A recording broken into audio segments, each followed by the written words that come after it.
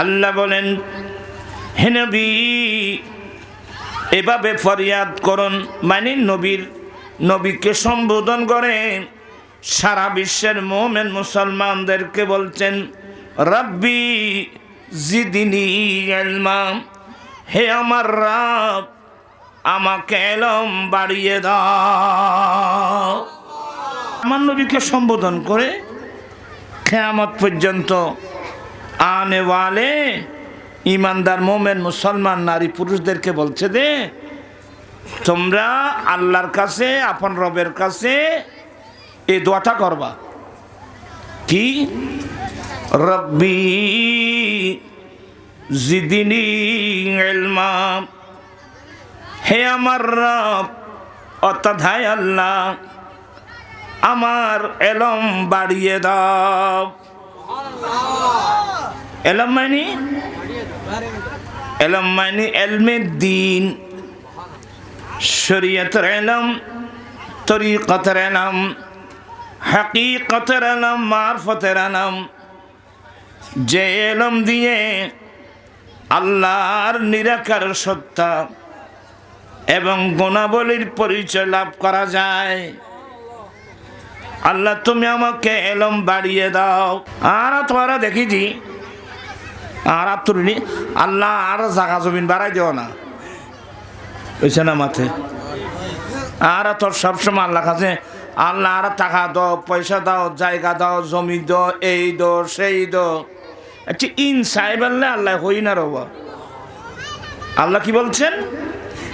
আল্লাহ বলেন, হে নবী এভাবে ফরিয়াদ করুন, মানে নবীকে সম্বোধন করে সারা বিশ্বের মুমিন মুসলমানদেরকে বলছেন, রব্বি জিদনি ইলমা, হে আমার রব আমাকে ইলম বাড়িয়ে দাও। কি বাড়িয়ে দাও? ইলম বাড়িয়ে দাও। কারণ কি হচ্ছে রানি? এলমিন খাত তরখা, এলমিন হলি আল্লাহর আন নবীর তরখা। বাপর দিনে তরখা বড়, নবীর দিনে তরখা বড়। হ্যাঁ ফর আল্লাহর নবী বলেন, ইন্নাল আম্বিয়া লাম ইওয়ারিসু দিনারাম ওয়ালা দিরহামা ওয়ালাকিন ওয়ারাসুল ইলমা।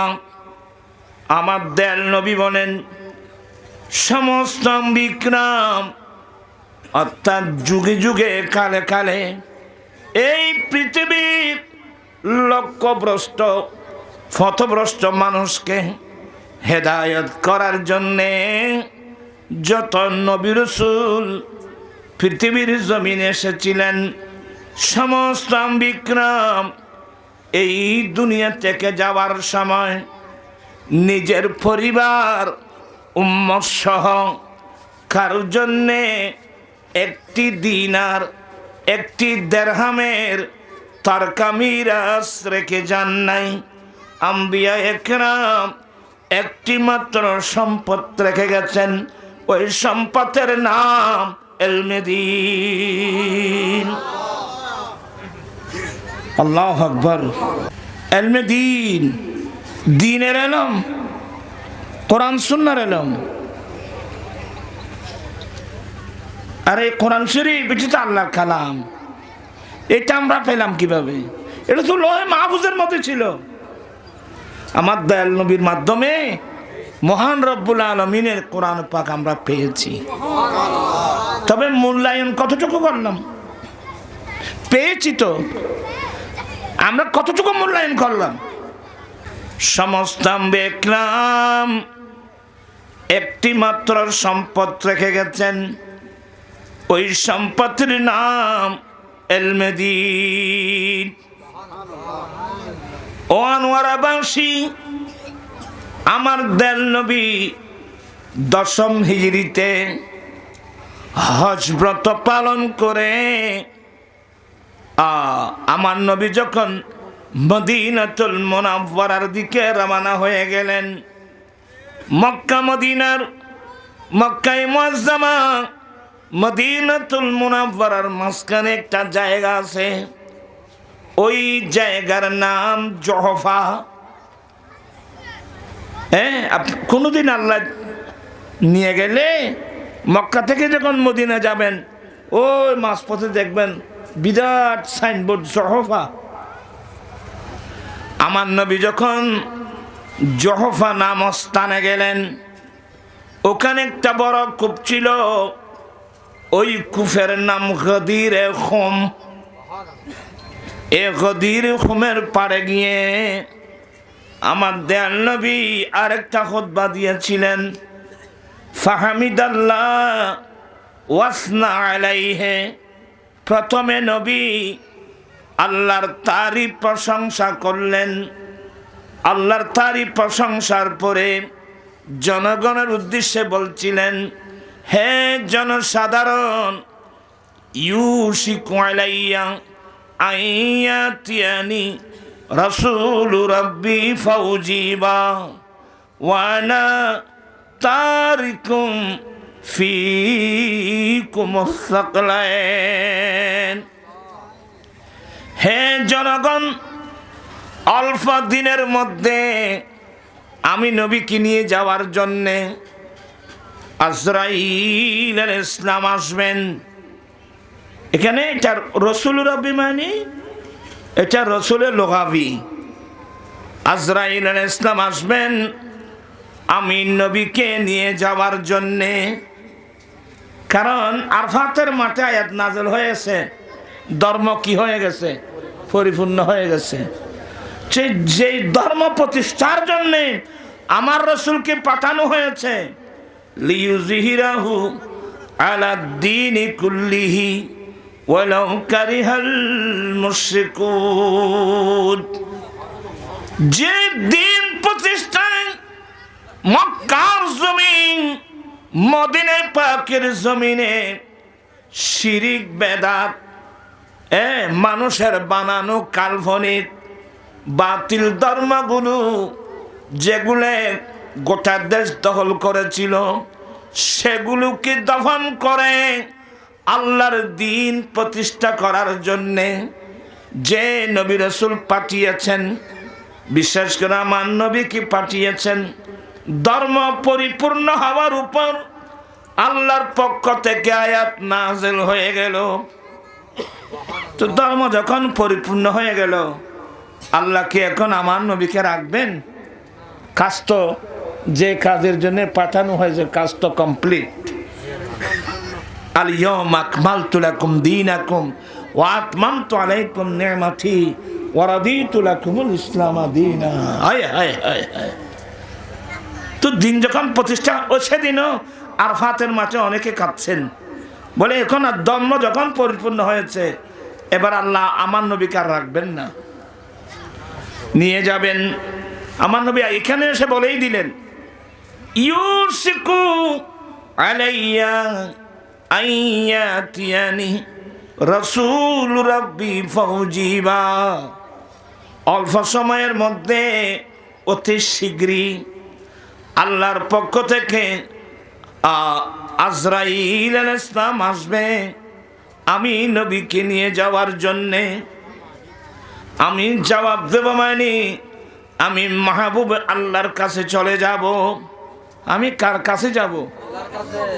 এই জন্য আমার নবীর লাস্ট শব্দ হলো ফির রফিকিল আলা।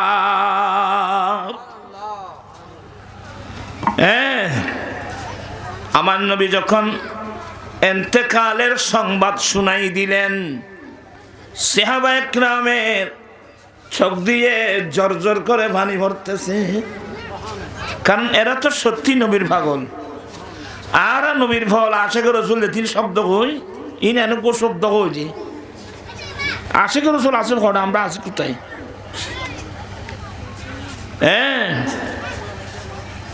শব্দ কঠিন শব্দ, আমরা কোথায় আছি? কোথায়? আমার ভাইয়েরা, সাহাবায়ে কেরাম এরা সত্যি সত্যি এরা কিন্তু নবীর পাগল ছিল। এরা কি ছিল? নবীর পাগল ছিল। এই জন্যে সাহাবায়ে কেরামের জীবনী পড়লে দেখবেন এরা জান এবং মাল দুটা সম্পদ নিয়ে সব সময় প্রস্তুত থাকতেন। কারণ আল্লাহ কোরআনে বলেন, ইন্নাল্লাহা আশতারা মিনাল মুমিনিনা আনফুসাহুম ওয়া আমওয়ালাহুম বিআন্না লাহুমুল জান্নাহ। আল্লাহ বলেন নিশ্চয়ই মুমিন বান্দা থেকে আল্লাহ তার দুটো সম্পদ আল্লাহ কিনে নিয়েছেন। একটা হলো ইমানদারের জান, আর একটা হলো ইমানদারের মাল। কিসের বিনিময়ে? টাকা, ডলার, রিয়াল, দিনার, দিরহামের বিনিময়ে নয়, ডাইরেক্ট জান্নাতের বিনিময়ে। আল্লাহু আকবার। আল্লাহর কোরআন যদি বিশ্বাস না হয় তাহলে তো ইমানও থাকবে না। নিশ্চয় আল্লাহ মুমিন বান্দা থেকে তার দুটো সম্পদ কিনে নিয়েছেন। একটা হলো মুমিন বান্দার জান, আরেকটা হলো মুমিন বান্দার মাল। আর সাহাবায়ে কেরাম সব সময় দুটো সম্পদ নিয়ে প্রস্তুত থাকতেন। কখন মালের প্রয়োজন মাল দিবে, যখন জানের প্রয়োজন জান দেবে।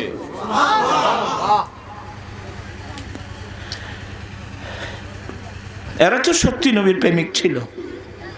সাহাবায়ে কেরামের দুই চোখে পানি এসে গেল। আহা, আমার নবী চলে যাবেন, আমরা থাকবো কিভাবে? আমার দেন নবী বলেন, উম্মত আমি নবী যাচ্ছি, তবে তোমাদেরকে খালি হাতে রেখে যাচ্ছি না। আমি তোমাদেরকে শূন্য হাতে রেখে যাচ্ছি না। আমি তোমাদের কাছে মহামূল্যবান দুটো সম্পদ দিয়ে যাচ্ছি। এই দুই সম্পদকে তোমরা যদি আঁকড়িয়ে ধরো উম্মত, তোমরা কখনো পথভ্রষ্ট হবে না।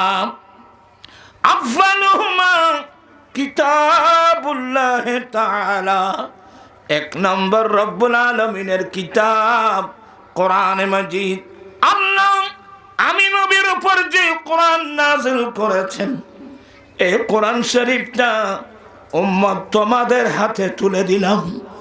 আল্লাহর কিতাবটা তোমাদের কাছে রেখে দিলাম। আরেক নম্বর হলো আমি নবীর সুন্নাত। তিরমিজি শরীফের হাদিস হলো, এক নম্বর হলো আল্লাহর কিতাব ফিহিল হুদা ওয়ান নূর। এই কিতাবের মধ্যে তোমাদের জন্য হেদায়েত। তোমরা তোমাদের ব্যক্তিগত জীবন কিভাবে গঠন করবা, পরিবার কিভাবে চালাবে, সমাজ কিভাবে চালাবে, যাবতীয় বিষয় এই কোরআন, এই কিতাব তোমাদেরকে হেদায়েত করবে। আর নূর, এই কিতাবের মধ্যে আছে তোমাদের জন্য নূর। দ্বিতীয় নম্বর হলো ওয়াইতরাতি আহলু বাইতি। দ্বিতীয় নম্বর আমি নবীর আহলে বাইত।